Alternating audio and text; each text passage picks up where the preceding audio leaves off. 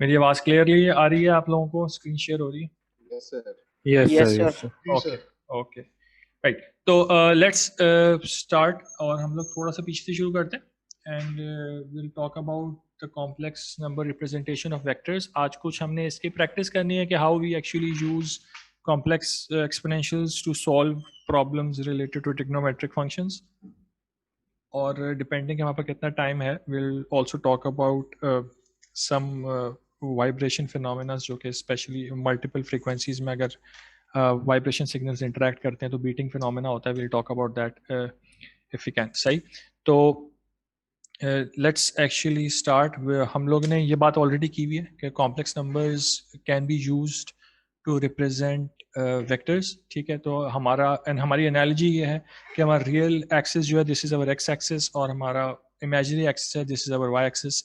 And just like we represent a vector as a i plus b j, हम लोग अब यहाँ पे उसको रियल और इमेजिनरी पार्ट से रिप्रेजेंट कर रहे हैं। एडवांटेज हमें इसका ये मिल रहा है कि we can write a very big component vector in terms of very small complex exponential। ठीक है, तो चीज़ क्लीन हो जाती है, थोड़ा सा हमें सपोर्ट मिलेगी when we are dealing with very complex vibration systems.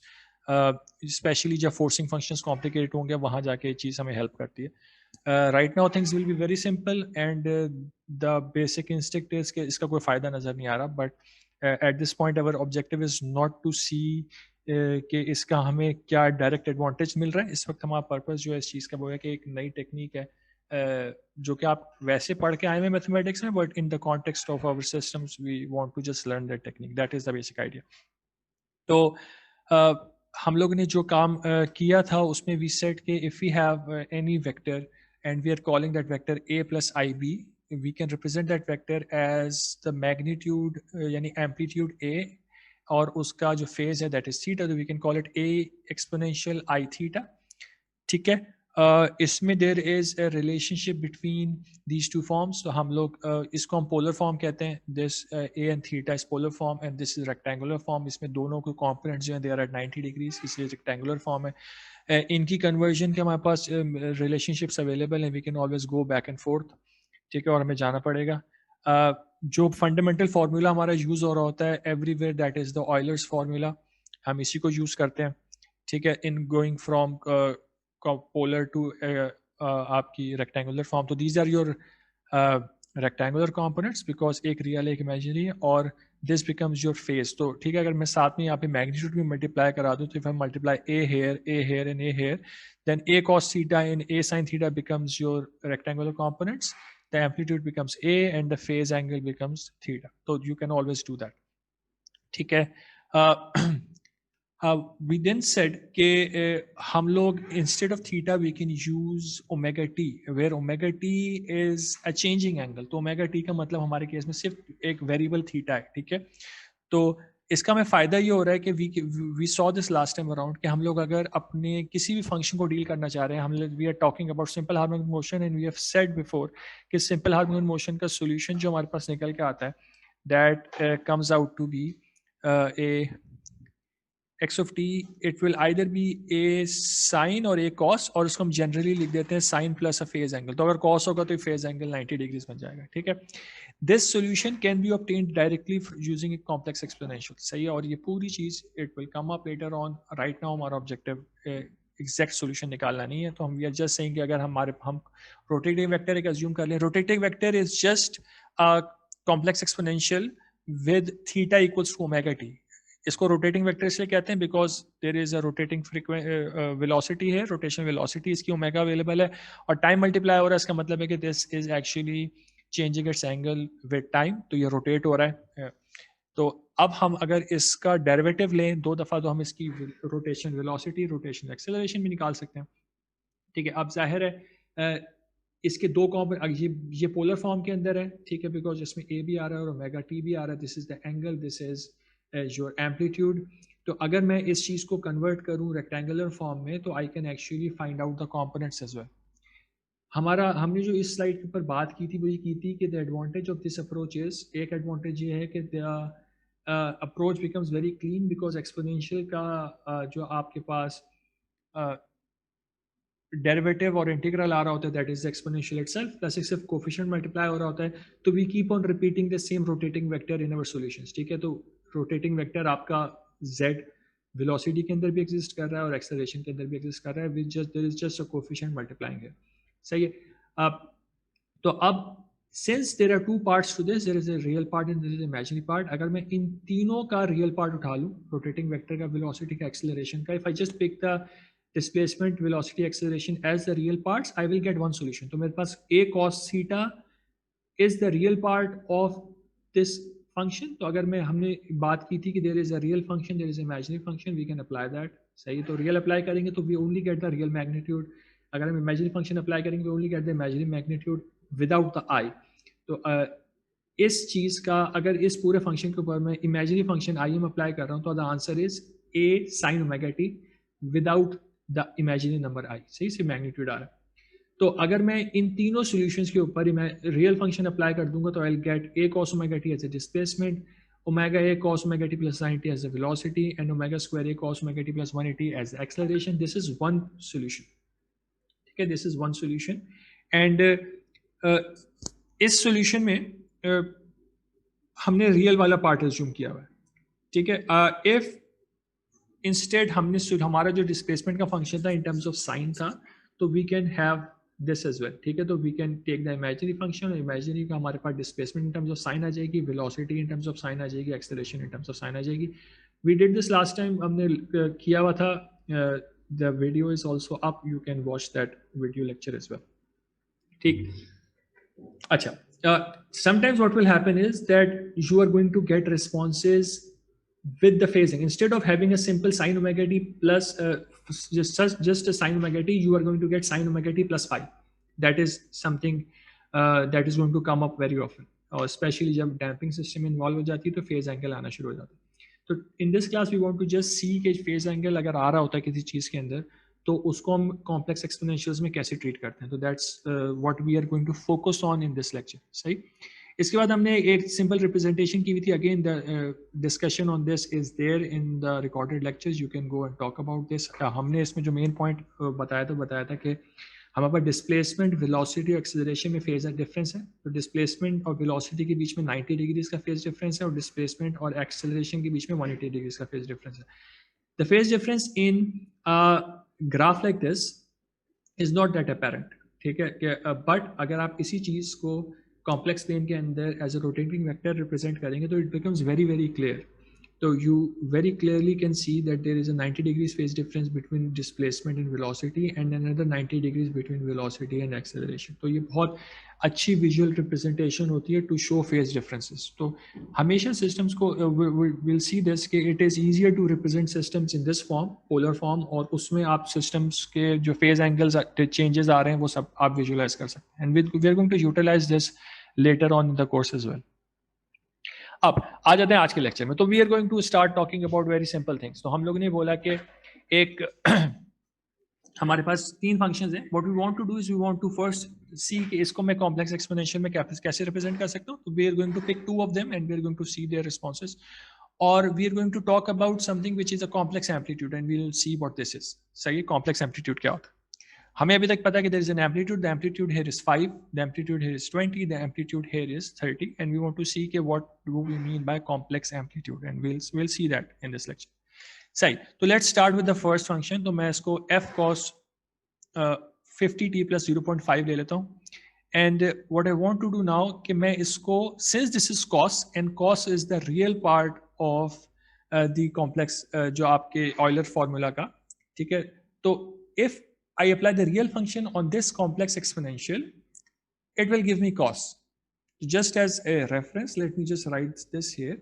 So your e to the power I theta is equals to cos theta plus I sin theta. So if I need this, what I can do is I can say real part of e की power I theta is actually just equals to cos theta. ये काम हम नहीं यहाँ पे किया। मुझे cos theta चाहिए था तो मैं कॉम्प्लेक्स एक्सपोनेंशियल में इसको रिप्रेजेंट करने के लिए मैंने उस पर रियल फंक्शन अप्लाई कर दिया। अगर मुझे साइन को रिप्रेजेंट करना होगा तो मैं इमेजिनरी फंक्शन अप्लाई कर दूँ। दिस इज बेसिकली इट, और कोई इसमें खास चीज़ नहीं होगी। अब now you need to understand कि दिस इज जो amplitude, there is a phase angle 0.5 here. Phase angle को हम कैसे आइडेंटिफाई करते हैं? आइडेंटिफाई करते हैं this is just a constant multiplying with omega t. Omega t आपका ये है, तो omega is 50 radians per second, और उसके साथ में आपने कांस्टेंट एंगल 0.5 रेडियंस मल्टीप्लाई करा, ऐड कराया हुआ है, ठीक है. And this has to be in radians because आपका ये इस चीज के unit is radians per second. इसको आप सेकंड से मल्टीप्लाई कर रहे हैं तो यू आर गेटिंग रेडियंस है, तो रेडियंस में आप रेडियंस ही ऐड करेंगे. तो 0.5 here is in radians and this you need to take care of later on as well. जब भी हम इसको सॉल्व कर रहे होंगे किसी सिस्टम को, तो you have to make sure कि ओमेगा टी के साथ जो टर्म ऐड हो रही होगी वो रेडियंस के अंदर होगी, right. Moving on, what I can do is I can separate it out. Powers अगर ऐड हो रही हो तो we can separate the basis out and multiply them, ठीक है. तो हमने वो काम यहाँ पे भी कर दिया. हमने कहा कि हमारे पास 0.5 आई को हमने सेपरेट कर दिया. तो now this thing that is coming here, this is your complex amplitude, ठीक है. तो अब कॉम्प्लेक्स एम्पलीट्यूड को हम लिखते हैं as this and we can open this up and we can see its component as well. तो मैंने ई की पावर 0.5 आई में वही ऑयलर्स फॉर्मूला जो हमारे ऊपर लिखा हुआ है इसको अप्लाई कर दिया. तो our theta becomes 0.5 and we just apply this thing and we can actually see the result as well. अब what does this actually represent? That is the question. ठीक है, इसका मतलब क्या है इस पूरी चीज का? इसका मतलब ये है कि अगर मैं आपके यहाँ पे इसको ड्रॉ कर दूं तो हमारा एक्चुअल जो एम्पलीट्यूड है that is 5. The amplitude is 5 but what is going on is कि हमारे पास ये at time t equals to 0 this thing is already at an angle of 0.5 radians. तो ये जो एंगल यहाँ पे शो रहा है this is at t equals to 0, this thing is at t equals to 0, ठीक हो गया. तो any position after this is measured from this 0.5 radians. तो कोई भी ओमेगा t होगा आगे तो this is the current angle. तो total angle of this system from here to here this is omega t plus 0.5. सही है. तो हम अब कॉम्प्लेक्स एम्पलीट्यूड हमें क्या शो कर रहा है? कॉम्प्लेक्स एम्पलीट्यूड हमें शो कर रहा है इसका एक्चुअल एम्पलीट्यूड प्लस उसका टाइम t इक्वल टू 0 पे क्या फेज है उसको शो कर रहा है. जो what are these numbers? These numbers are simply the components here. So the real part is the real component. I just write this 39 लिख देता हूं and this becomes 2.4 the imaginary component क्योंकि ये i के साथ आ रहा है, ठीक है ना. तो this is what is being shown here. तो complex amplitude is capturing two details. एक सिस्टम का एम्पलीट्यूड भी कैप्चर कर रहा है और सिस्टम का जो फेज डिफरेंस है वो भी कैप्चर कर रहा है, ठीक है. Just keep this in mind and at this moment our focus is on the mathematical foundation, ठीक है. तो उसकी हम बात कर रहे हैं. Move on. एक और फंक्शन उठा लेते हैं. तीसरा फंक्शन रहा है. I will skip the second one. You can do this yourself. It will follow very similar approach to the second जो हम अभी सेकंड फंक्शन h कर रहे हैं. जी बिल्कुल उसी तरीके से सॉल्व होगा because this is also in sine. h is 30 sin 400t minus 2 pi by 3. तो 400 is our omega and our phase difference which is हम उसको नॉर्मली फाई कह रहे होते हैं इज -2/3. सही. तो इसकी अप्रोच भी हमें सेम होगी. अब मुझे what I want is I want sine. तो साइन हमें कहाँ से मिलेगा? साइन हमें मिलेगा by applying the imaginary function on this complex exponential. तो our sine becomes the imaginary part of 30 e to the power और जो भी एंटायर एंगल आ रहा है पूरा एंगल आ रहा है. हमारा थीटा है ना, हमारे केस में थीटा क्या है? What is theta here? Theta is 400t minus 2 pi by 3. तो this entire theta multiplied by i. So the entire theta multiplied by i, this becomes a complex exponential multiplied by the amplitude 30 and इस पूरे के ऊपर मैंने imaginary function apply कर दिया and this becomes my, this is a representation of this sine function, ठीक है. I can do a similar thing here. मैं इसको फेस को और जो ओमेगा टी वाली टर्म उनको सेपरेट आउट कर सकता हूँ. तो this thing now becomes your complex amplitude. अब ये कॉम्प्लेक्स एम्पलीट्यूड हमें क्या क्या चीजें शो कर रहा है? ये हमें शो कर रहा है कि इसका amplitude itself is 30 but there is an initial phase angle which is -2 pi by 3. तो 2 pi by 3 is 120 और नेगेटिव शो कर रहा है कि लेट्स से क्लॉकवाइज डायरेक्शन में जा रहे हैं, ठीक है. तो जस्ट थिंक अबाउट दिस.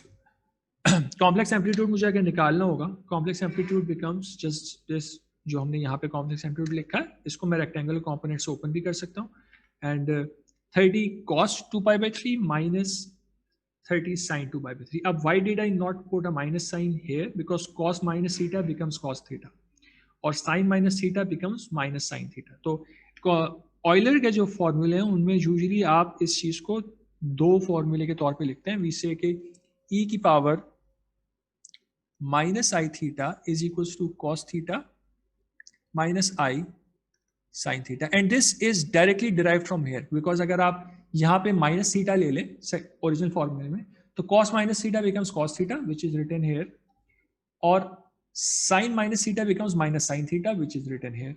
सही है. तो ये जो ओरिजिनल फॉर्मूले से भी काम चल सकता है, बट यूजुअली आपके पास ऑयलर के दोनों फॉर्मूले लिखे जाते हैं, कॉस ई की पावर आई थीटा भी और ई की पावर माइनस आई थीटा, दोनों फॉर्मूले लिखे जाते हैं. ठीक हो गया. तो this becomes our complex amplitude. Complex amplitude को we can again write in full rectangular forms. अब इस रेक्टेंगुलर फॉर्म की विजुअलाइजेशन कैसे होगी? रेक्टेंगुलर फॉर्म की visualization we can try that out. So let's try and draw this thing. So we have something like this. We have a real axis here. We have an imaginary axis here.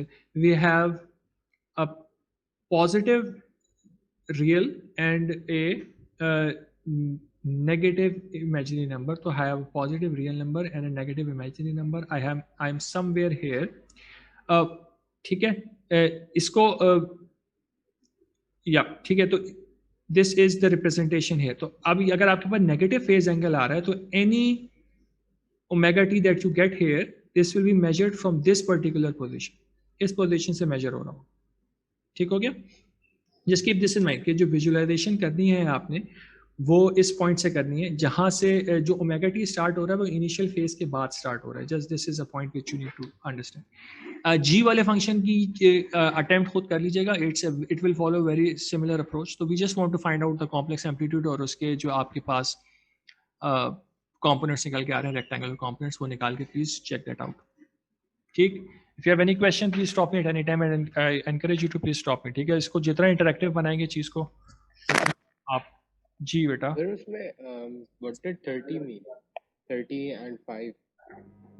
That's the actual. अगर मैं एक vector की बात कर रहा हूं तो उसका जो एक्चुअल लेंथ है ना वेक्टर की, दैट इज 30. तो दिस इज 5. एक्चुअल एम्पलीट्यूड 5 है, बट इसके दो कंपोनेंट्स बन रहे हैं, एक रियल एक इमेजिनरी, बिकॉज ये एक फेस के ऊपर है ना. तो अगर मैं सिर्फ 5 बोल रहा हूं, 5 is the amplitude, but 5 exponential 0.5 i is showing phase as well as the amplitude. तो अगर मैं कॉम्प्लेक्स एम्पलीट्यूड कहता हूं, कॉम्प्लेक्स एम्पलीट्यूड के अंदर फेज की इंफॉर्मेशन भी होती है, खाली 5 के अंदर फेज की इंफॉर्मेशन नहीं है. अगर मैं ये बात, मैं दो बातें बोलूं ना कि आई से कि there is this thing as a amplitude of 5 और I say this thing as a complex amplitude of 5, this has two different meanings. Because amplitude of 5 में मेरे पास कोई और इंफॉर्मेशन नहीं है. ठीक है. तो I am saying two things. मैं बोल रहा हूं कि एक चीज है कि जिसका कॉम्प्लेक्स एम्पलीट्यूड जो है आपका 5 है, और एक है जिसका just amplitude is 5. Simple amplitude. I am not specifying that this is a complex amplitude. Then इस केस में I have no information about the phase angle, but since this is true, complex this means इसके साथ में 0i multiply हो रहा है. This means कि इसका फेज एंगल, मुझे पता है कि इसका फेज एंगल 0 है. तो कॉम्प्लेक्स एम्पलीट्यूड के अंदर आपके फेज की इंफॉर्मेशन भी होती है, because you understand what I am saying है कि आपके पास एक चीज है जो कि रियल एक्सिस पे लाई करी, जिसका कोई इमेजिनरी एक्सिस पे कोई मैग्नीट्यूड नहीं है. तो इसके अंदर if I am saying that the complex amplitude is 5 units, this means I am specifying that the initial phase angle is actually 0 degrees. ये चीज इसमें वैलिड नहीं होती एम्पलीट्यूड के अंदर, बिकॉज एम्पलीट्यूड के साथ कोई भी फेज एंगल अप्लाई हो सकता है ना. कि अगर आपके पास लेट्स से कि 60 डिग्रीज का फेज एंगल है, even then the amplitude can be 5. But complex amplitude now becomes something different. Complex amplitude आपका चेंज हो जाएगा. सही. तो इसको please we need to actually, this is something you need to actually. Sir I need to ask one more thing. Sir हमने polar में भी express किया और रेक्टेंगुलर दोनों में एक्सप्रेस कर रहे हैं ना उसको. जी जी. तो पोलर और पहले पोलर रेक्टेंगुलर में इंफॉर्मेशन हमें डिफरेंट मिली होती है ना. पोलर में हमें एम्पलीट्यूड और फेज मिल रहा होता है, सही, और रेक्टेंगुलर में हमें रियल और इमेजिनरी कंपोनेंट्स मिल रहे होते हैं. In at the end of the day what is important for us in vibrations is the polar form. क्यों? क्योंकि हमारे पास रियल और इमेजिनरी नंबर सिर्फ एक रिप्रेजेंटेशन है, it doesn't actually tell us anything. But अगर मैं ये बोलूँ ना कि अगर मेरे पास दो सिग्नल्स हैं, एक सिग्नल मेरे पास साइन ओमेगा टी है और एक सिग्नल मेरे पास sine omega t plus pi by 3 है. This means something to me कि मैं बोल रहा हूँ कि मेरे पास दो सिग्नल हैं जिनके अंदर 60 डिग्रीज का फेज डिफरेंस है.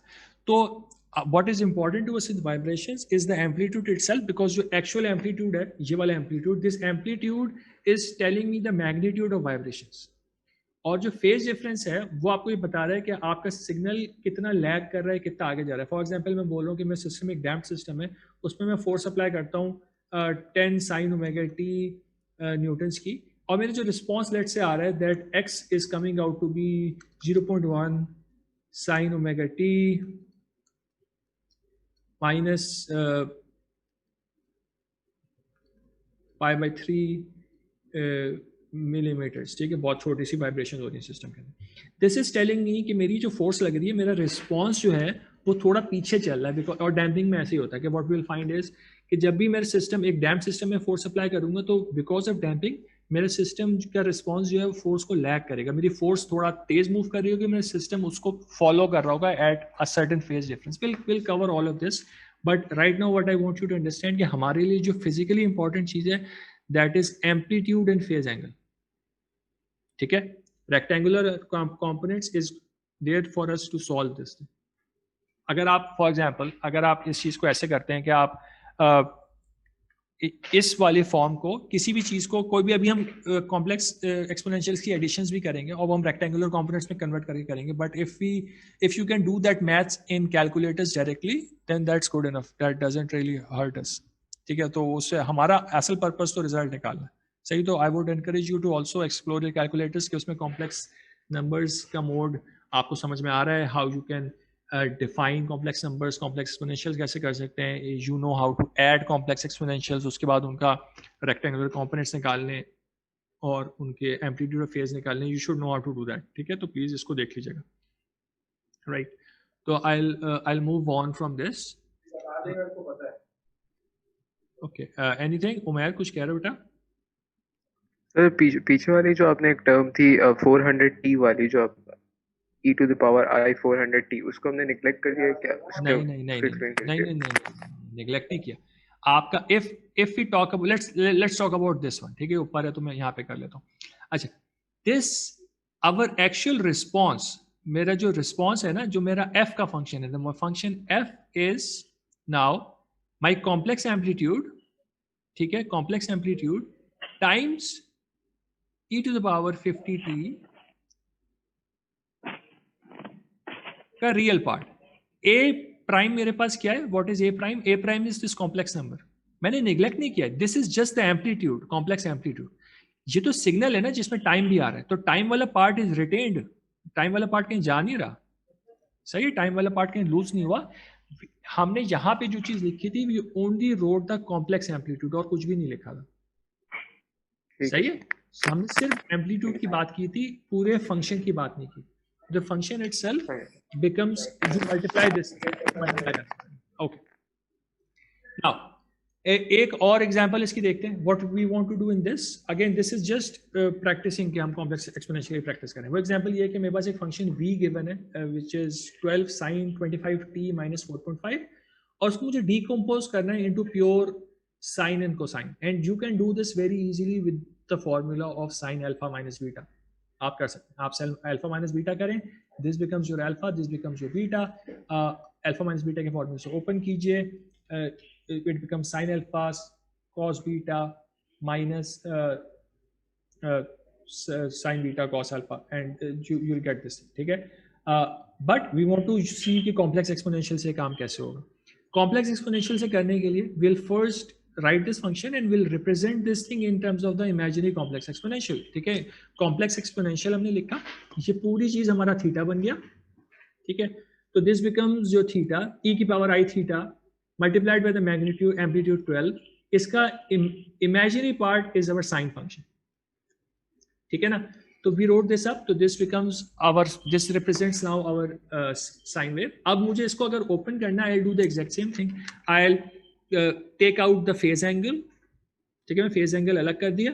अब मैं अब इस केस में सिर्फ कॉम्प्लेक्स एम्पलीट्यूड नहीं निकालना चाह रहा हूँ, वो मुझे ये कह रहे हैं कि just decompose this thing into pure sine and cos wave. तो what I will do is I will open up both of this, मैं इन दोनों के ऊपर ऑयलर्स फॉर्मूला अप्लाई कर दूंगा. तो आई विल से के 12 cos ऑफ -4.5, ठीक है, minus, because there is a minus sign here, -12 sine of 4.5i. तो ये पूरी चीज जो है दिस इज दिस टर्म, और जो सेकेंड टर्म आ रही है दिस इज दिस टर्म. तो cos of 25t plus I sin 25t. सही.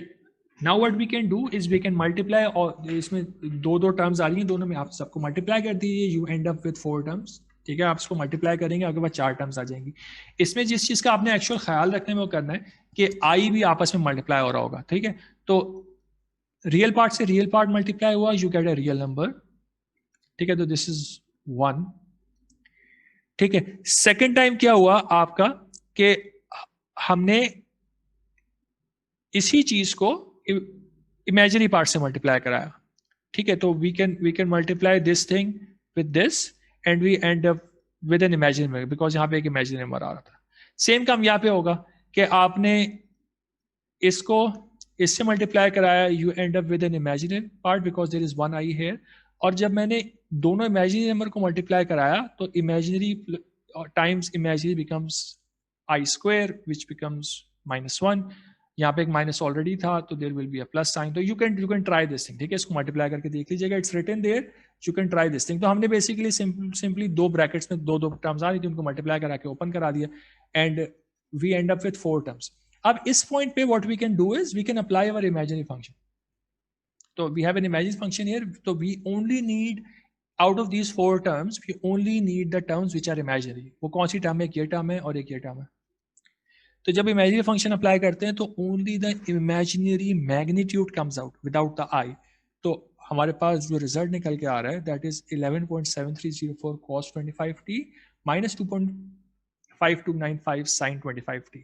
This is equivalent to the original function. You can check this. आप sin alpha minus beta का formula लगा के देखिए, you will get the exact same thing. The point is कि complex exponentials give you the exact same result जो आपके trigonometric relationships कर रहे होते हैं. And we'll also see इधर एक क्वेश्चन हम देखेंगे तो probably आज ही, जिसके अंदर we'll be comparing the approach using trigonometry as well as complex exponential. और वो हमें 2 वेक्टर्स ऐड करने होंगे, हम दोनों तरीके से करके देखें. ठीक है, तो this is a very simple decomposition method. तो हम लोग हम साइन अल्फा माइनस बीटा को ब्रेक करना चाह रहे हैं इस फॉर्म में. This is something which is very very common, that is going to happen a lot in our solutions as well. हमारे पास सॉल्यूशंस जो हैं वाइब्रेटिंग सिस्टम्स के वो 3 फॉर्म्स में आ सकते होंगे. तो we'll be able to write the solution in sin omega t plus alpha, cos omega t plus beta, or we would be able to and this will be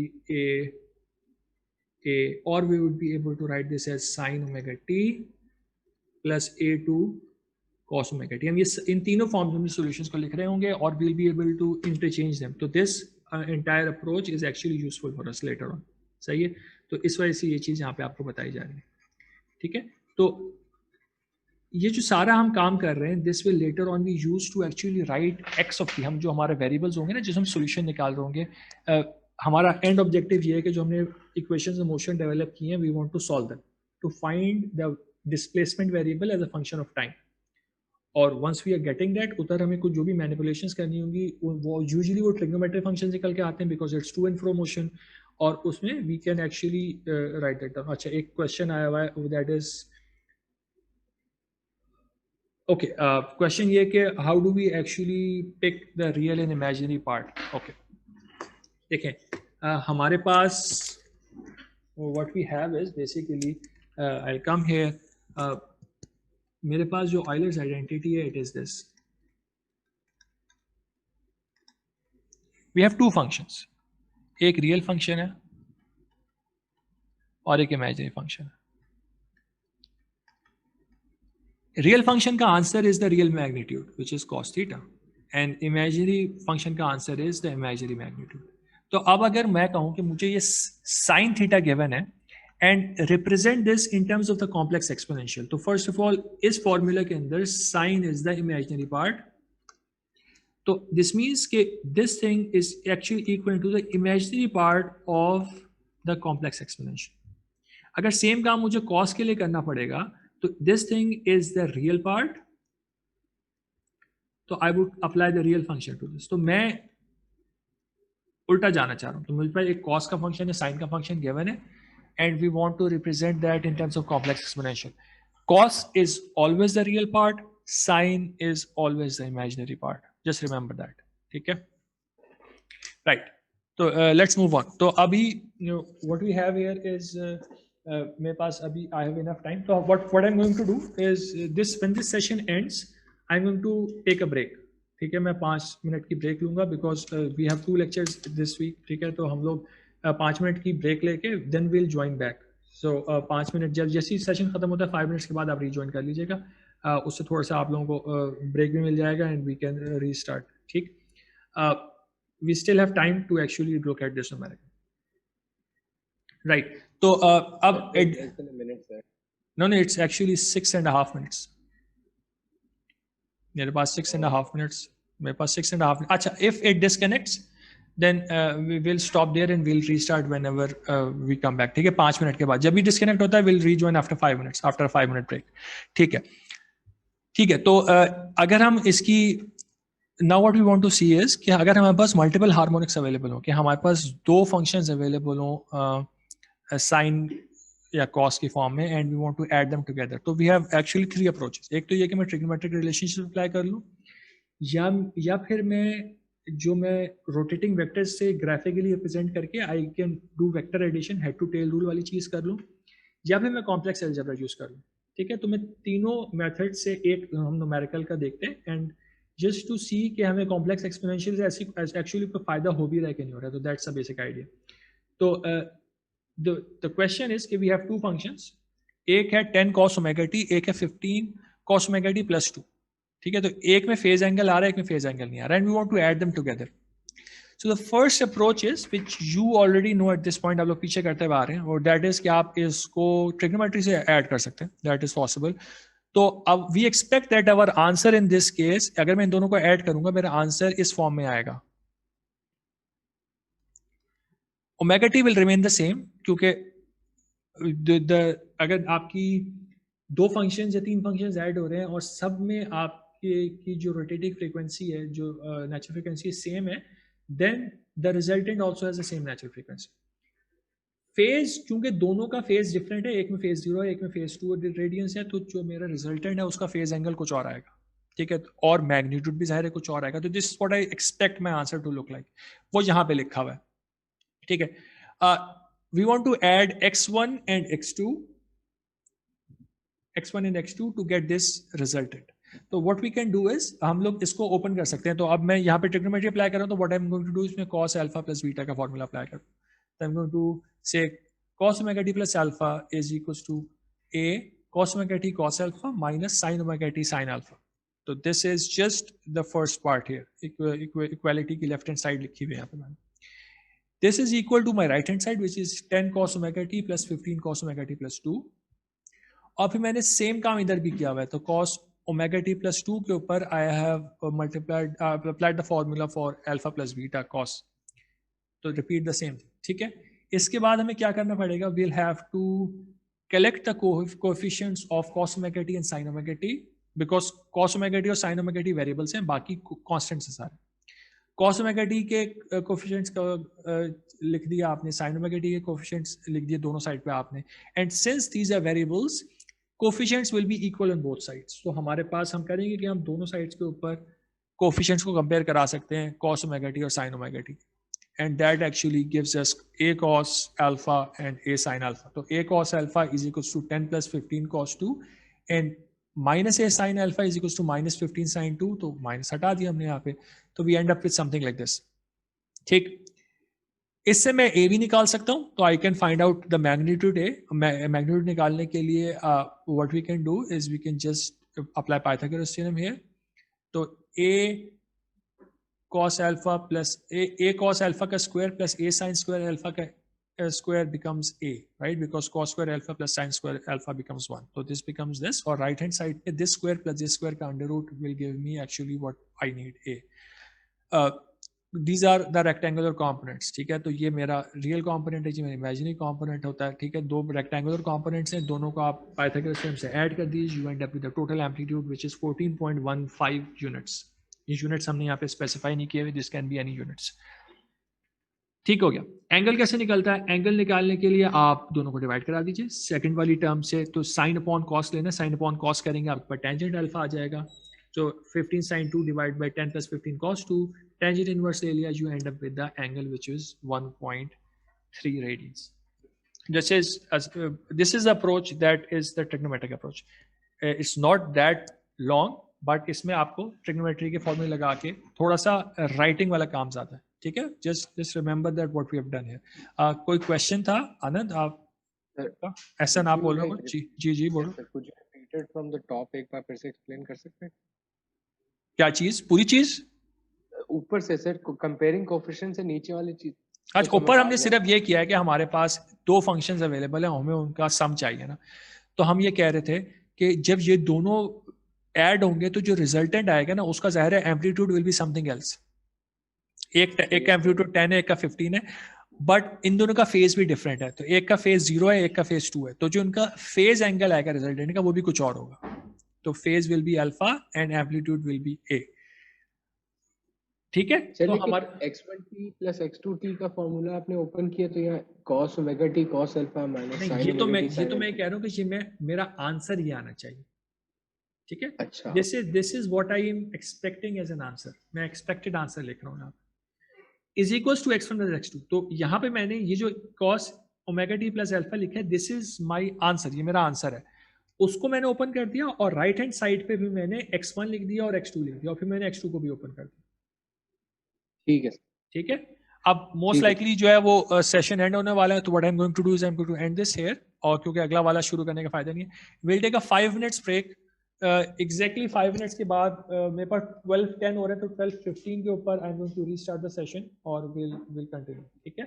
तो let's end this and will restart after 5 minute break. Thank you so much.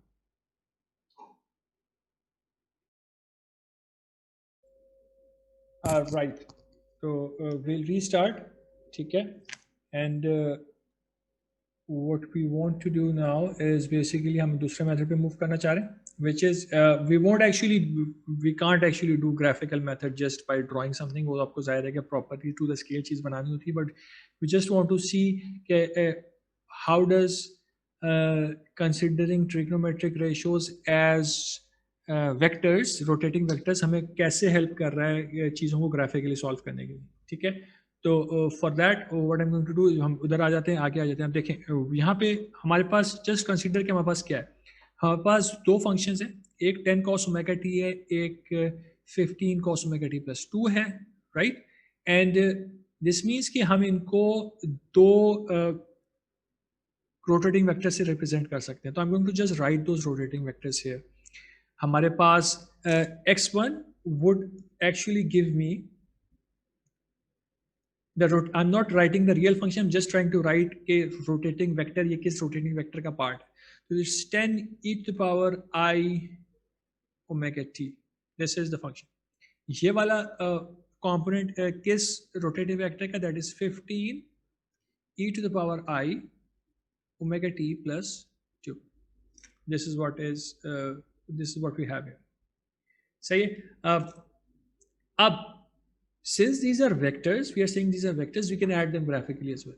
तो हमारे पास अब देखिए इसके अंदर अच्छी चीज़ ये हो रही है कि हमें उन्होंने एक्चुअली जनरल केस में थोड़ा सा शो किया भाई. they haven't actually taken this thing horizontally. आप अपना रियल एक्सिस यहाँ पे बना सकते थे, आपने इसके परपेंडिकुलर रियल एक्सिस बना सकते थे. what they have done is they did it slightly generally just to show you कि जो ये वाला फेज एंगल है, this is just between the two. हमारे पास जो दो वेक्टर्स आ रहे हैं उनके बीच के फेज एंगल की बात हो रही है. ठीक है? एनीवेज द पॉइंट इज कि since these are two vectors they follow the simple head to tail rule. सही, हम लोग उसको यहाँ पे कर नहीं रहे, but just to show you कि एसेंशियली हमने क्या किया है, हमने यहाँ पे इसकी हेड खत्म है, वहाँ से दूसरे की टेल स्टार्ट कर दी, we end it here, and जहाँ पे भी ये हो रहा है that gives us the result. Resultant आ रहा है, आप रिजल्टेंट का एंगल मेजर कर लीजिए, that will give you the angle of, और जो भी फेज एंगल आ जाएगा, और अगर उसका मैग्नीट्यूड मेजर कर लेंगे, लेंथ मेजर कर लेंगे, that will give you the actual magnitude as well.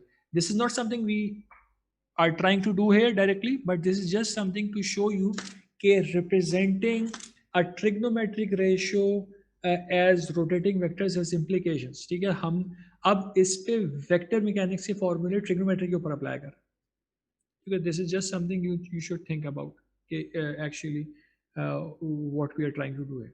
सही हो गया? तो हमें इस चीज़ को पता होना चाहिए। इट्स नॉट सिंपल एडिशन नहीं हो रही, these things are in complex plane के अंदर डिफरेंट एंगल्स के ऊपर चीज़ें हैं, and we want to actually represent them in the complex plane, and we can add them using the vector arithmetic that we already know. अगर आप इस चीज़ को exactly to the scale draw करें, you can solve this thing as well. It's not something you will do because this is just there to show you कि हमारी vectors और trigonometry की equivalence क्या है। This is just there for this one purpose। ठीक है, तो इसमें is there anything you need to ask me? अगर है तो प्लीज पूछ लो। Yes, नहीं Vikas? सर, कोई इतना खास ठीक है, ठीक कोई इतना है। खास Okay, नहीं। yeah, let's move on then। Now what I'm going to do is I'm going to talk about the same method using complex notation। अब इसके अंदर मैंने हर स्टेप को बहुत अलग अलग करके लिखा हुआ है। In reality you would be able to condense this thing to a very small form, और मैं जहाँ पे you actually can just simply use a calculator, I'll also tell you। मैंने यहाँ पे सारे steps लिखे हैं, but you will be able to simply use a calculator to get the result, or I'll tell you what you can do with that। सबसे पहली चीज़, हमारे पास 2x1 x2 है। हमने यहाँ पे पहला काम ये किया कि हम इन दोनों को लिख देते हैं अलग अलग करके। तो हमारे पास 2x1 of t as well as x2 of t can be represented as the real part of complex exponential because दोनों cos का फंक्शन है, दोनों cos है। 10 cos omega t is 10 e to the power I omega t।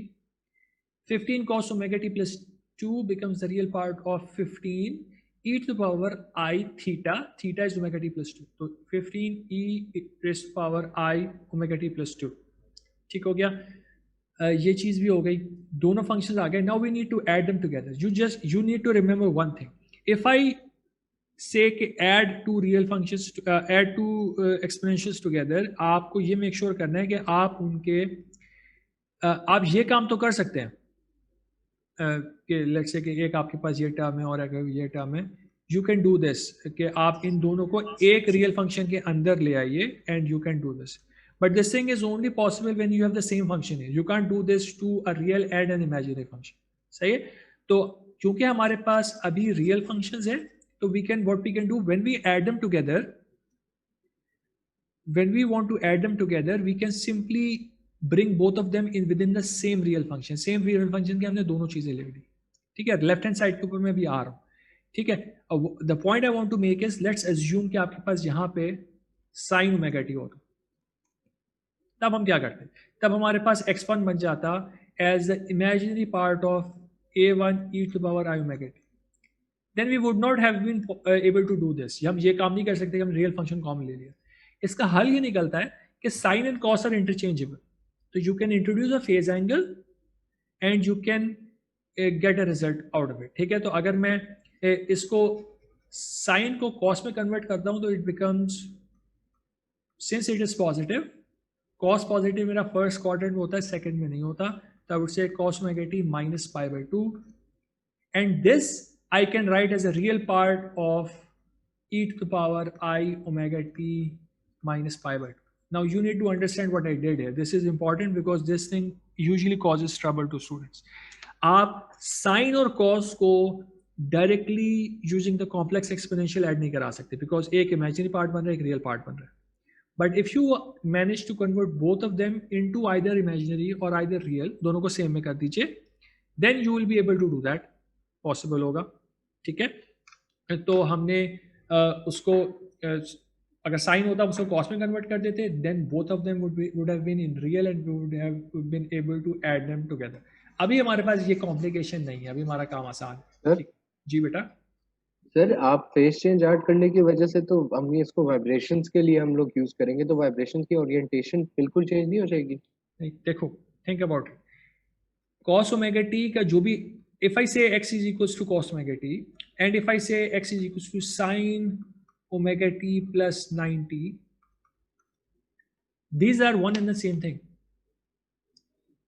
क्योंकि Yes, sin, sir. हाँ ठीक है, तो जस्ट मैं उसको फंक्शन चेंज कर रहा हूँ, बट बिकॉज मैं फेज एंगल इंट्रोड्यूस कर रहा हूँ तो मेरा कोई उस पर एक्चुअल कोई फर्क नहीं पड़ रहा, और इसको मैं एक्चुअली आपको फंक्शन ड्रॉ करके दिखा सकता हूँ. तो आई कैन से कि माई cosine wave is something like this, my sine wave is something like this. ठीक है, this is 90 degrees in a sine wave. 90 पे साइन मैक्सिमम होता है ना, तो अगर मैं साइन को 90 डिग्री से शुरू करा दूं तो मेरा एक्स एक्सिस यहां पे आ जाएगा, वाई एक्सिस सॉरी, तो this will become a y axis and this is equal to the cosine wave. Yes sir, got. ठीक है, तो एक्चुअल वाइब्रेशन में कोई चेंज नहीं आएगा. हम इक्विवेलेंट सिस्टम में चेंज कर रहे हैं ना, हम अलग सिस्टम में नहीं जा रहे. सही है, तो हम सेम सिस्टम में रह रहे हैं. तो we just want to make sure कि अगर मैं कोई भी ट्रिग्नोमेट्रिक क्वांटिटीज को ऐड कराना चाह रहा हूँ using complex exponentials, they need to be in the same trigonometric function, cos में होंगे या साइन में होंगे दोनों. ठीक है, अब हम इस पे आ जाते हैं. लेफ्ट हैंड पे हमने क्या लिखा है? लेफ्ट हैंड पे हमने सेम काम किया हुआ है. हमने पहले भी कहा था ना, हमने कहा था कि हमारा जो answer, we are expecting our answer, since this is cos, this is cos, we expect our answer to be of this form. इसी चीज की कॉम्प्लेक्स एक्सपोनेंशियल फॉर्म हमने यहाँ पे लिखी हुई. ठीक है, तो we expect that our amplitude is going to be different, we expect that our phase will be different, but we expect that our answer will be in the same function as the original function. So दोनों cos में, तो मेरा answer भी cos में लेना चाह रहा हूँ. ठीक है, this is what we are saying here. And ये exactly सेम बात है जो हमने पीछे 2 स्लाइड पहले भी की थी. हमने इस स्लाइड में भी exactly यही बात की थी. Let's just go get back. इस स्लाइड में भी ये बात हमने कहा था, we expect that our answer will be in cos. इसका एम्पलीट्यूड ए होगा और इसका फेज अल्फा होगा. एम्पलीट्यूड और फेज डिफरेंट होंगे क्योंकि आप दो वेक्टर्स को, दो फंक्शंस को ऐड करा रहे हैं, दोनों में फेज एंगल भी है. अगर लेट्स से कि मेरे पास 15 cos ओमेगा t होता और 10 cos ओमेगा t होता, just 10 cos ओमेगा t होता, 15 cos ओमेगा t होता, then the answer would have been 25 cos omega t. मैं एम्पलीट्यूड चेंज हो रहा है, but since the phase is same, so I expect that the answer will also have the same phase.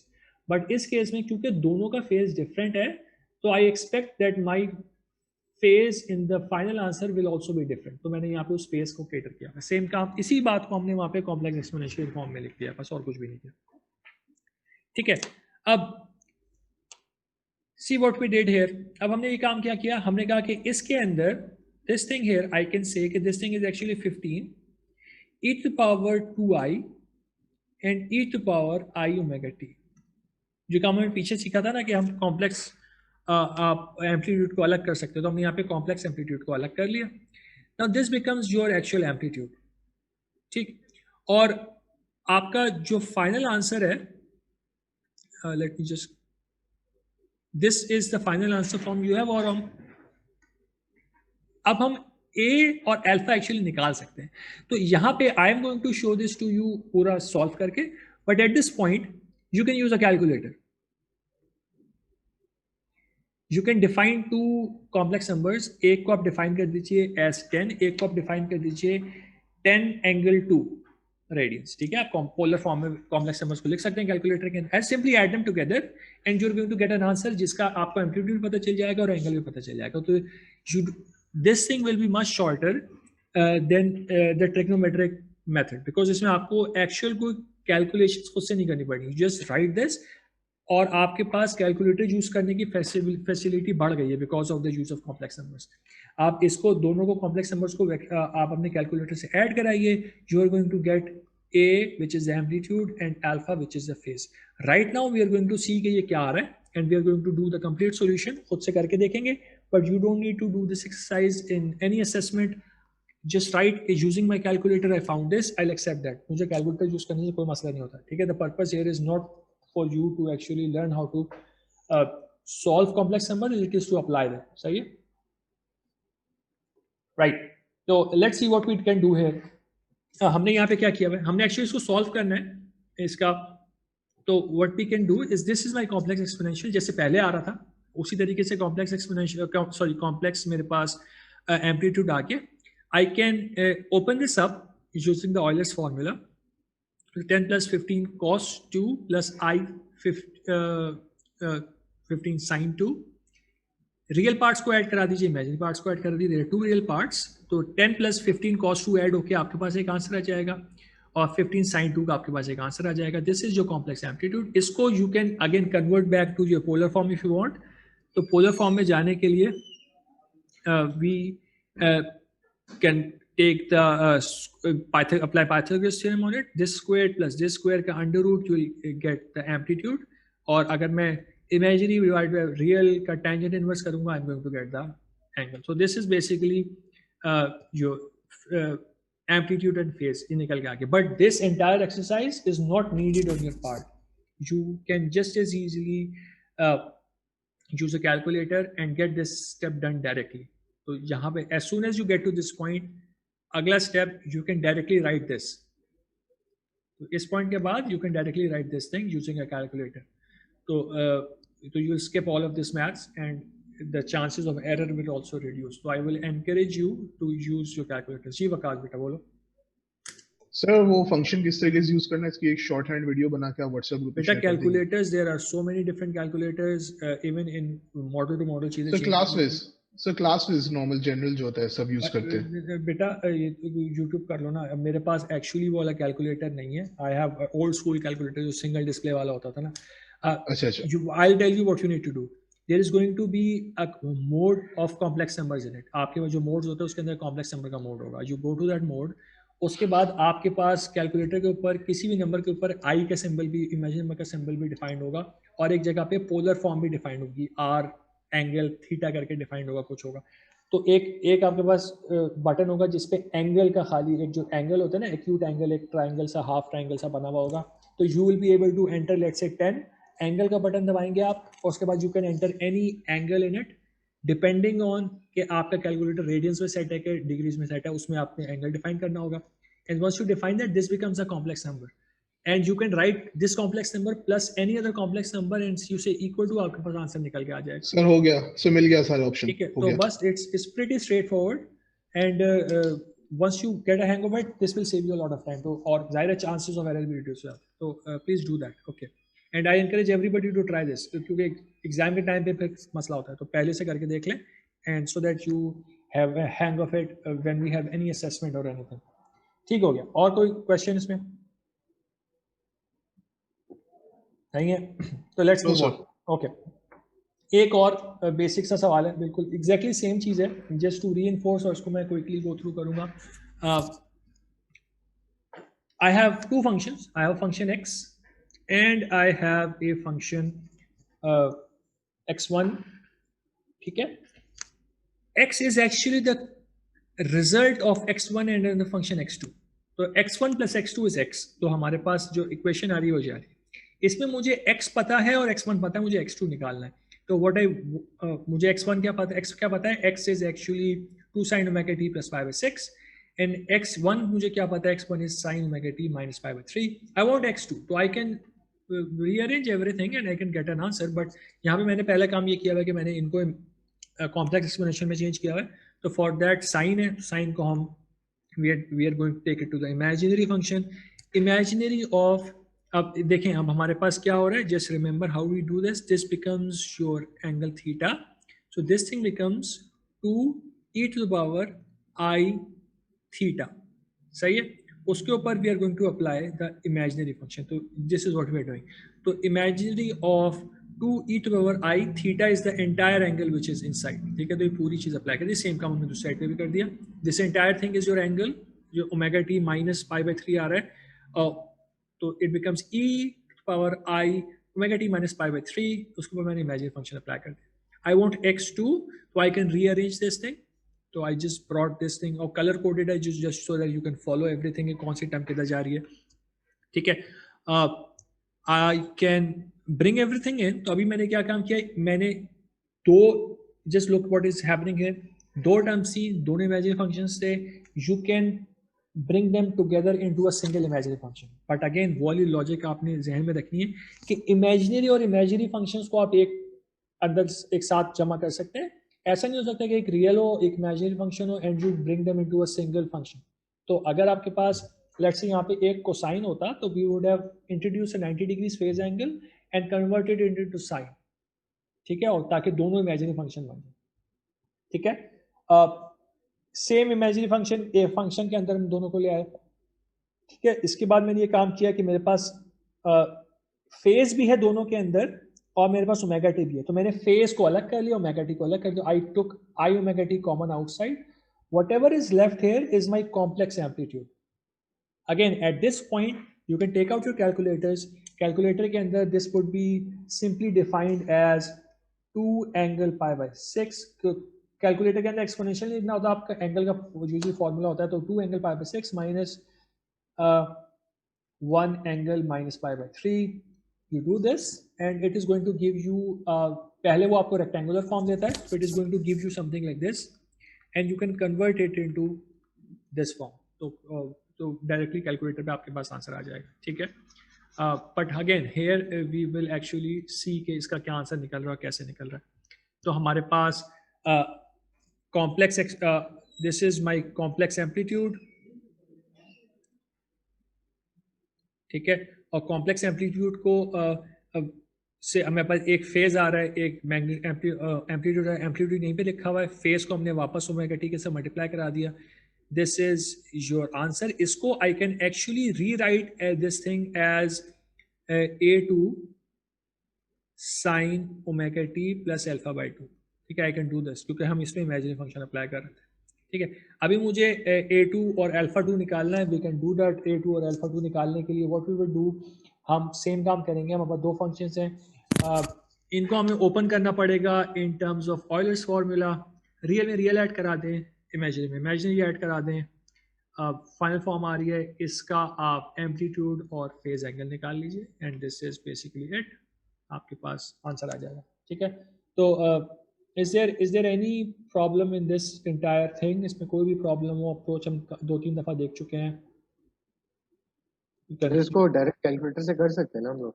हाँ हाँ हाँ, बिल्कुल कर सकते हैं। सर आंसर आ गया, सर सेम आंसर आ रहा है ठीक है ना, कैलकुलेटर से। तो सही है। तो I encourage you to use calculators. ये नहीं है कि मैं चाहे नंबर 2 नंबर ज़्यादा दे दूँगा हाथ से करने के। I want you to use calculators because that will save you time. I will assume when I am timing my exam कि आप ये काम कैलकुलेटर से कर रहे हो, so that I'll give you appropriate amount of time for the use of calculator, not by hand. और उस क्योंकि उससे करने का फायदा ये है कि आपके चांसेस ऑफ एरर भी रिड्यूस हो रहे हैं, ठीक है। तो उसमें सिर्फ आपने एक चीज़ को मेक श्योर करना होता है कि आपने एंगल वगैरह सही रखा हुआ है, कि आप अगर रेडियंस में डाल रहे हैं तो आपका कैलकुलेटर रेडियंस मोड में सेट हो। अगर आपने गलत मोड में सेट किया हुआ तो आंसर गलत हो जाएगा, ठीक है। तो just make sure of that, right. ठीक हो गया। तो this part is actually of the complex exponential की जो basic understanding थी, how we apply that to trigonometric function, that is ending here, सही। अभी we are going to switch gears a little bit and we'll come back to our vibrating systems। और अभी हम तो बहुत interesting एक phenomena को we want to see, that is the beating phenomena, ठीक है। hopefully कोई technical fault नहीं आएगा। video here I have shared the screen my system audio with you, hopefully that will show up ताकि हमारे phenomena में समझ में आ जाए। उससे पहले I want you to just realise something. अभी तक हमने जितने भी फंक्शंस देखे हैं, all of them had the same omega. हमने ओमेगा को चेंज नहीं किया कभी भी, तो हमारा जो आंसर आया हमेशा उसका ओमेगा भी सेम होता था, ठीक है। तो just and if you go back to any question so far, you will realize that we have made sure of that कि ओमेगा हमेशा सेम रहे। अगर ओमेगा सेम है तो आपके एडिशन के बाद भी ओमेगा सेम आता है, ठीक है। और this thing is very common in vibration. अगर आपके सिस्टम की नेचुरल फ्रिक्वेंसी आपको पता है तो आपके रिस्पॉन्स भी नेचुरल फ्रिक्वेंसी का फंक्शन होता है। अगर आपका फोर्स, मैं किसी हार्मोनिक फोर्स लगा रहा हूँ, साइन वेव की फॉर्म में फोर्स लगा रहा हूँ, तो मेरा जो सोल्यूशन आएगा that will also vibrate at the same frequency. But अगर मैं 2 डिफरेंट फ्रीक्वेंसीज पे फोर्स लगाने लगूंगा तो my response will not be that। मेरा रिस्पॉन्स का के जो भी फ्रीक्वेंसी होगी उसमें कोई ना कोई वेरिएशन आना शुरू हो जाएगी। And we want to see कि what that thing is. We want to see how harmonics of different frequencies interact, और उसका एक स्पेशल केस है that is the beating phenomena and we want to see that. तो उसके लिए first let's define what we have just said. हमने अभी तक जो चीज पढ़ी थी, these are called synchronous motions. This means synchronous motions are motions जिनके नेचुरल फ्रीक्वेंसी या जिनकी फ्रीक्वेंसी सेम होती है. नेचुरल फ्रीक्वेंसी तो फ्री वाइब्रेशन की टर्म है, बट इन जनरल फ्रीक्वेंसी अगर सेम है तो these are called synchronous motions. और इसका ऑपोजिट जाहिर है एसिंक्रोनस मोशन हो जाएगा, जिसमें आपकी जो फ्रीक्वेंसी है दैट इज डिफरेंट. अब there can be different things happening. You can have these two can be very far apart. These two things can be close together. हो सकता है कि अगर ये 100 है, this is 101 or 102. And what we are going to study right now is the beating phenomena. और उसमें यही होता है कि there are two frequencies operating in a system, but they are pretty close together, and that results in some very interesting results. So I have a video here. This is experiment from MIT, and hopefully the audio will run. And let's just please tell me if you do you guys hear the audio? Obviously, Yes, जी sir. that's fine. Now listen up. होगा क्या? होगा ये कि they have two tuning forks. They are identical. ठीक है? I'm going to keep on stopping in the middle. There are two identical tuning forks. दोनों के जो एक बॉक्स के अंदर रखे हुए, this box is acting like a speaker. इसके नीचे ये protrude हो रहे हैं, तो जो वाइब्रेशन ट्यूनिंग फोर्क्स में आएगी वो इस sort of speaker से आपको माइक में सुनाई देगी. ठीक है? तो they are going to now excite this thing. Impact करेंगे हैमर से. they want to see how this is going to behave. और ट्यूनिंग फोर्क की प्रॉपर्टी होती है that it vibrates at a single frequency. So you can design a tuning fork to work at a single frequency. ठीक है? So let's just listen to this and see what is going on here.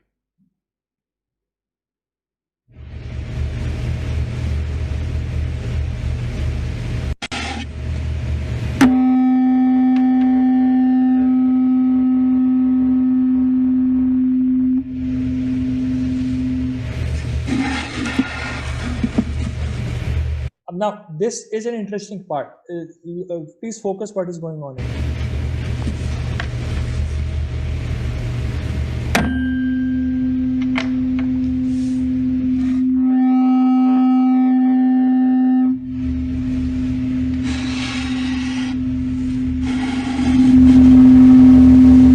So what just happened is they excited the first one, but because they are identical, the vibrations in the first one, only the noise vibrations traveling from one speaker to the next speaker caused the second tuning fork to start vibrating. This is resonance happening. कि आपने second वाले tuning fork को उसकी natural frequency के ऊपर sound provide की, तो and it started oscillating. हालांकि इसको हमने काफी strong vibration दी थी, इसको हमने impact किया था. इसको हमने impact नहीं किया. इसमें जो एनर्जी एंटर हुई थी और इसमें जो एनर्जी एंटर हुई थी, देयर आर डिफरेंट अमाउंट इसके अंदर. और this is impact, this is not at a frequency. तो इसको जो आपको फोर्स मिली थी, that was just a single instantaneous force. एक इंस्टेंट में फोर्स लगी, देन इट एंडेड और सिस्टम नेचुरली वाइब्रेट करने लगा. सेकंड सिस्टम को एक हार्मोनिक फोर्स मिली थी. It was a sinusoidal wave in terms of a noise coming from the first tuning fork. Or since the frequency of vibration of this system was same as the second one, तो इसको जो force मिल रही थी वो इसकी natural frequency में मिल रही थी. तो ये this system started to vibrate at its natural frequency. तो यहाँ पे resonance is at.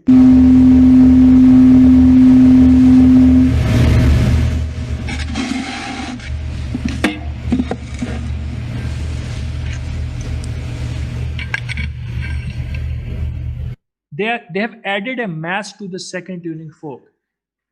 Remember what we talked about. So if you add a mass to your tuning fork to a system, its equivalent mass is going to change. So essentially what you can think of this as a single beam. तो मैं बोल रहा हूँ कि एक single beam है मेरे पास.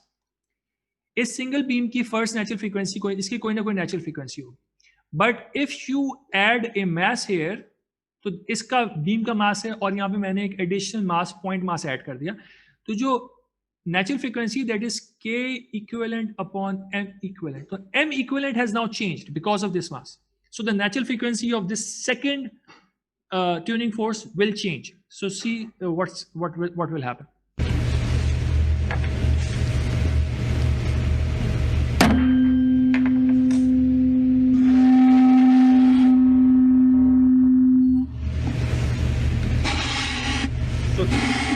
No resonance this time around, ठीक है, कोई रेजोनेंस नहीं हो रही।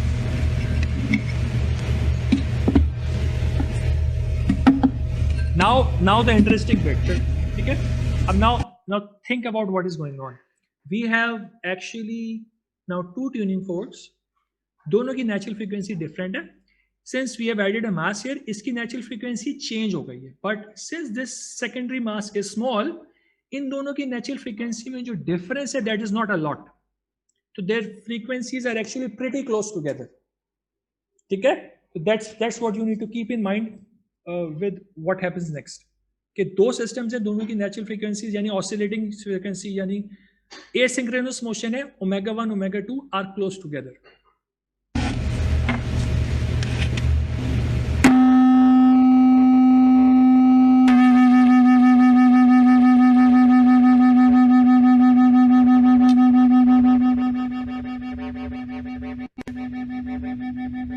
So what you just heard is beating phenomena. Two systems, दोनों का एम्पलीट्यूड फ्रीक्वेंसी का कुछ भी हो सकता है, इट कैन बी सेम और डिफरेंट. दोनों की frequencies are close to each other but not the same. तो what happens is that as they interact with time, they can sometimes reinforce each other and sometimes they can destroy each other, and therefore the resulting amplitude of the sound that you're hearing varies with time. तो जो variation, अब इस system के अंदर दो frequencies हैं. एक frequency तो सिस्टम की है जो कि साउंड की फ्रीक्वेंसी है, जो साउंड आप सुन रहे हैं ना, दैट फ्रीक्वेंसी, और एक फ्रीक्वेंसी सिस्टम के अंदर है जिसपे एम्पलीट्यूड की वेरिएशन हो रही है, ठीक है. You just heard this right, कि एक तो साउंड है ना, द ओरिजिनल साउंड जो सिस्टम से आ रही है, इट्स वेरी हाई फ्रीक्वेंसी. अगर आपके पास बहुत लो फ्रीक्वेंसी होगी, you can't even hear it, but the beating frequency is not that high, कि आपकी जो वेरिएशन आ रही है that is at a much lower frequency, ठीक है. तो this is what we actually want to study right now. तो होपफुली इस चीज में से आपको कॉन्सेप्ट क्लियर हो गया होगा. And now we want to see कि इसकी मैथ्स क्या है. इसमें कोई क्वेश्चन है इस चीज के अंदर, तो if you have any question you can stop me and ask. We just want to look at the maths behind this thing now. सही है. तो उसकी मैथ्स के लिए जस्ट रियलाइज के वी हैव टू रिस्पॉन्सेस, ठीक है. एक रिस्पॉन्स हमारे पास x cos ओमेगा टी है और एक रिस्पॉन्स हमारे पास है x cos omega plus delta t. अब ये ओमेगा प्लस डेल्टा का क्या मतलब है? इसका मतलब ये है कि this is close to actually omega but not the same. Delta is very small, we are considering delta to be small quantity, ठीक है. और मेरा जो रिजल्टिंग रिस्पॉन्स है, रिजल्टिंग वाइब्रेशन सिस्टम की है, this is x1 plus x2. अब इसमें एक प्रॉब्लम ये है कि we can't directly apply our complex algebra to this, because हमने वो सारे काम सिंक्रोनस मोशंस के लिए किया है, वो सारे सिंक्रोनस मोशंस का काम था, ठीक है. तो इसमें हम will apply a trigonometric identity here, सही. And let's see what we can do about this. We can add sum to product rule. तो we have two cosine waves, ठीक है. एक cos ओमेगा टी है, तो this is a and this entire thing is b. तो cos a plus cos b करना है, add करना है, ऐड कर लीजिए. This is the formula. तो a becomes omega t and b becomes omega plus delta t, ठीक है. We can plug everything in and what we end up with is this. तो a माइनस b किया तो omega t से omega t cancel हो गया, you end up with delta t divide by 2. तो this delta t divide by 2. Plus कराया तो it becomes 2 omega t plus delta t divide by 2. तो 2 omega T divide by 2 becomes just omega t and delta t divide by 2 becomes delta by 2, ठीक है. तो ये आपके पास एक response निकल के आ गया. अब इसमें हमने अभी बात की थी दो फ्रीक्वेंसीज की. One is very fast which is the actual frequency of the sound you are hearing, and one is the frequency जिससे आपका एम्पलीट्यूड वेरी हो रहा है. तो those are both shown here. तो आपके पास ये वाली जो फ्रीक्वेंसी है, this omega plus delta by 2, this is the frequency of the sound itself. जो आपको एक हाई पिच साउंड सुनाई दे रही थी, उसकी जो फ्रीक्वेंसी थी, this was omega plus delta by 2 T, ठीक है. एक इससे कंक्लूजन ये आया, दो वेव्स थी, दोनों की फ्रीक्वेंसी डिफरेंट थी, जो दोनों का रिजल्टेंट आया उसकी फ्रीक्वेंसी कुछ और है, ठीक है. जो अगर एक साउंड लेट्स से 500 हर्ट्ज पे थी, दूसरी 550 हर्ट्ज पे थी, इतना ज़्यादा शायद ना हो, 500 पे थी, 520 पे थी, तो तीसरी वाली 510 पे है जो एक्चुअल रिजल्टेंट है, ठीक है। तो the resultant is at a completely different frequency than the original two waves. दूसरी जो चीज़ है वो ये हमारे पास एम्पलीट्यूड आ रहा है। नाउ अब इसमें एक बहुत इंटरेस्टिंग चीज़ है विच यू मस्ट रियलाइज कि amplitude itself is a function of time, ठीक है। एंड वी हैव सेड कि delta is actually very very small. Delta is the frequency, right. Omega की जगह पे आ रहा है ना डेल्टा, ओमेगा की जगह पे आ रहा है, तो इसके यूनिट्स भी रेडियंस पर सेकंड होंगे बिकॉज ये ओमेगा से ऐड हो रहा है, तो दिस इज इन रेडियंस पर सेकंड। ओमेगा छोटे होने से टाइम पीरियड का क्या रिलेशनशिप है? Just think about it for a minute कि अगर मेरा ओमेगा कम है तो मेरा टाइम पीरियड क्या होगा? टाइम पीरियड बढ़ जाएगा। तो इफ ठीक है, इनवर्स होता है ना, तो if omega is fast then your time period is small, and if your omega is small then your time period is very large. So a very small frequency delta means that you have a wave which is actually something like this, bada time period, the total time period of the wave is actually very large. ठीक है, एक तो ये चीज हो गई। अब What about this entire thing? इसका क्या रोल है? ये तो हमारी वेव बन के आएगी जो कि आपका एम्पलीट्यूड है। मैं ये कह रहा हूं कि 2x टाइम्स दिस, तो ये जो चीज आ रही है ये this entire this thing is 2x, और 2x आपका cos डेल्टा t बाई 2 हो रहा है। इनफैक्ट मुझे इसको रीड्रॉ करना चाहिए बिकॉज दिस इज cos, तो let me just draw it like this. cos को सही से ड्रॉ करते हैं ना, cos स्टार्ट्स एट 1, ठीक है, समथिंग लाइक दिस, ठीक। और व्हाट अबाउट दिस थिंग, इसका क्या रोल है? This is at a much higher frequency, क्योंकि ये इसमें ओमेगा ओरिजिनली भी आ रहा है ना, omega is much larger than delta. तो ये जो आपके पास ये वाला जो फंक्शन है cos, this is only showing the variation of your amplitude. जो आपको एक्चुअल साउंड सुनाई दे रही है it is at a much higher frequency, ठीक है, एंड इट इज एक्चुअली उसका हो क्या रहा है, उसका जो एम्पलीट्यूड है that is changing according to this function. और यहाँ पे बहुत नीटली एक्चुअली ड्रॉन है, मैं तो सिर्फ एक स्केच बना रहा था। अब इसके अंदर you can see that there are two waves. एक एक्चुअल रिस्पॉन्स है सिस्टम का, ठीक है, which is this dark solid line, और एक जो डैश्ड लाइन वाली वेव शो रही है, this is just the variation of your amplitude. इसको हम बीटिंग से रिप्रेजेंट करते हैं कि दिस इज व्हाट बीटिंग, आपकी बीट्स प्रोड्यूस हो रही है उनकी फ्रीक्वेंसी। अब लेट्स सी दिस थिंग, आपके पास इस वाली वेव की फ्रीक्वेंसी है डेल्टा बाई 2।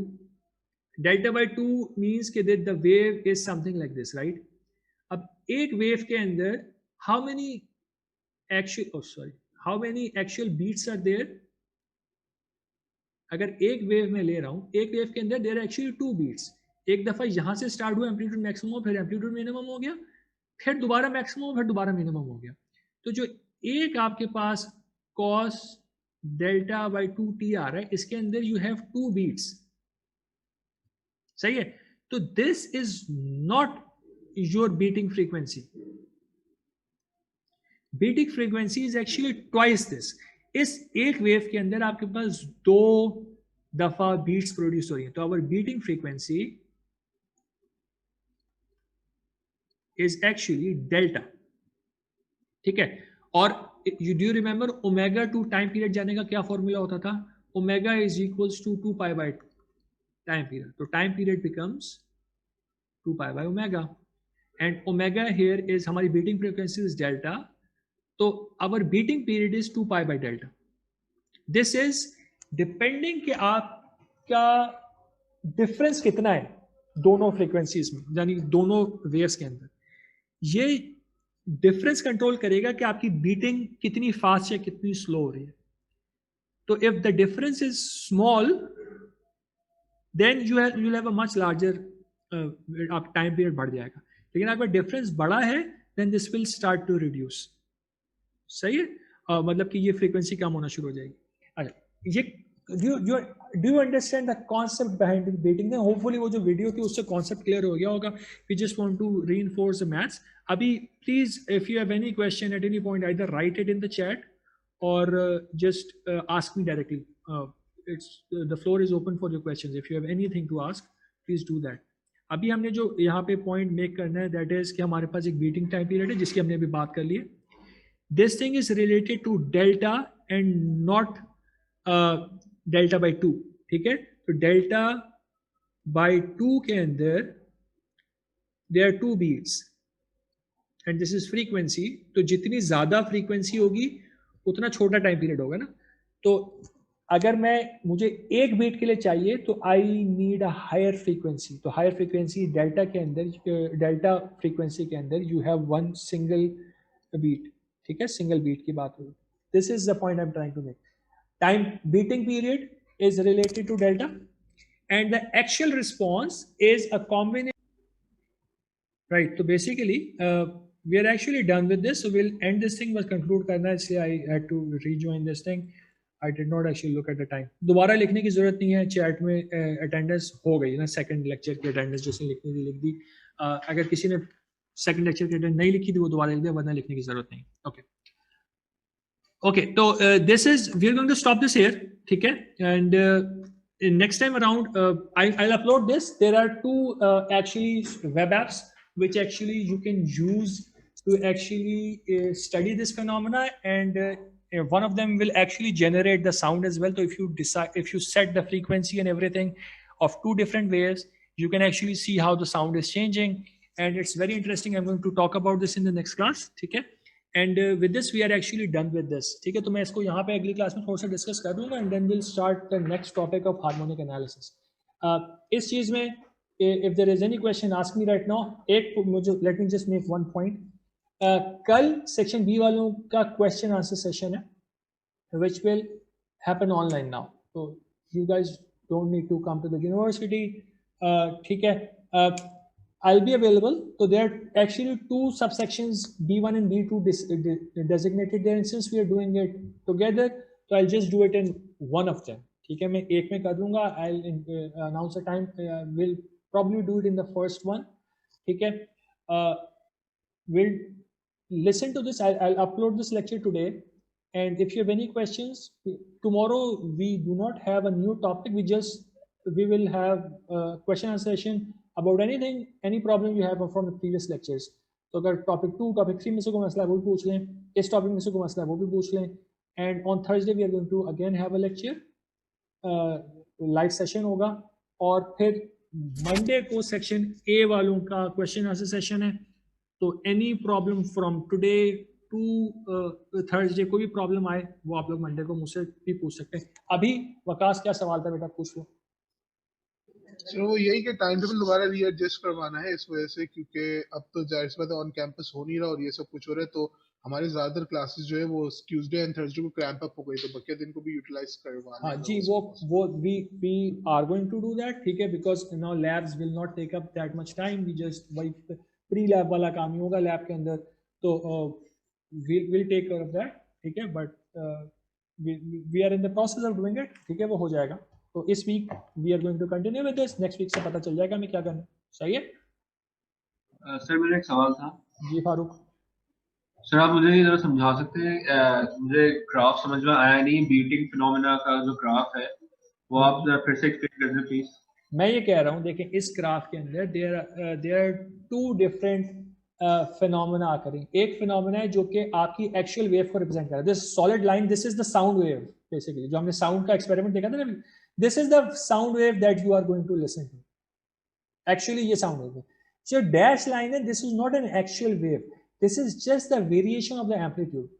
Beating phenomena ये है कि आपका जो amplitude होता है आपकी sound का या किसी भी vibrations का, it is varying with time. वो भी cyclic होता है. amplitude बढ़ता है फिर reduce होता है, फिर बढ़ता है फिर reduce होता है. And this thing happens in actual systems as well. This thing you will face in our experiments as well. हम एक second डिग्री फ्रीडम अटैच करेंगे अपनी रोटेटिंग रिजिड मास, रिजिड जो आप बार वाला है ना हमारा एपरेटस, के साथ सेकंड अटैच करेंगे सिस्टम, उसको फोर्स वाइब्रेशन देंगे because of the interaction of the natural frequencies of your original bar and the secondary system. you are going to see that there will be some sort of increasing and decreasing amplitude of vibration. और ये चीज आपको बहुत सारी जगहों पे feel होती है, समटाइम्स गाड़ी के अंदर भी फील होगी आपको कि आपका एम्पलीट्यूड कांस्टेंट नहीं है, it is increasing and decreasing. Whenever you find something like that, this means that there are two vibrations happening, and they are not, both of them aren't same, they are not at the same frequency, and that is why you are getting increased amplitude and reduced amplitude. एक point which I want to make before I end this thing, you see the amplitude here, the amplitude is actually twice of x. So दो vibrations थी, दोनों interact की, आपका actual amplitude system का था वो actually jump कर गया, double हो गया, तो और लेकिन वो at some point zero भी हो जाता है. ठीक है. Again एक question मेरे पास आया हुआ है, the larger wave. एक मिनट बेटा, एक क्वेश्चन मेरे पास आया हुआ टेक्स्ट में, वो कि जो larger wave है, what is it actually representing?